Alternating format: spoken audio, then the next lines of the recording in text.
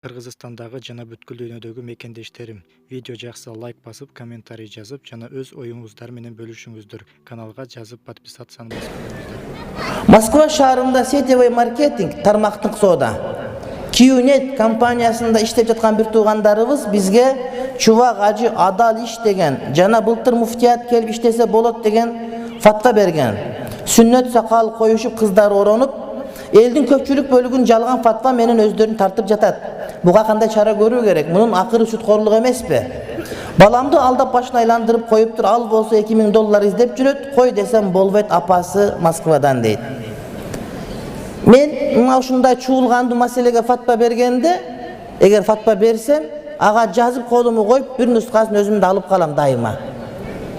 Анан чубак ажы бериптир деп бирок кагаз көрсөтө мен берген жокмун. Болгону мага келип абдан жакшы түшүндүрүп айтышат.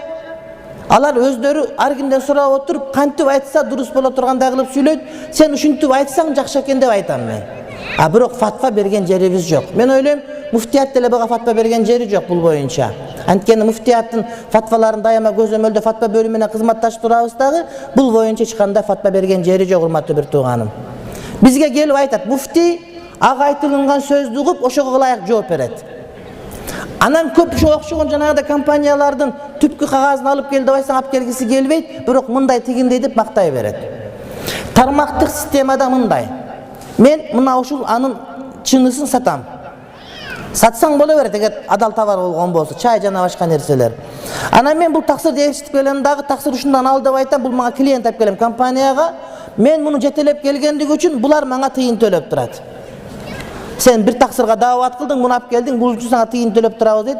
Бул адал шарият боюнча. Анан бул таксыр бар, Жеңишбекти алып келет. Жеңишбек сен дагы ал бияктан деп. Анан Жеңишбекти алып келгендиги үчүн буга тыйын төлөт, бул адал. Бирок мага ал небере болуп атпайбы? Мен чакырып келгени. Сорпосунун сорпосу дегендей. Ал Жеңишбектен мага тыйын түшөт, мына ушул жерден арам башталат. Үчүнчү адамда мага тыйын түшүп аткан жерден арам ушул жерден башталат, урматтуу бир тууганым. Ошого өзүңөр да алдап кыжалат боло бербей керек эле.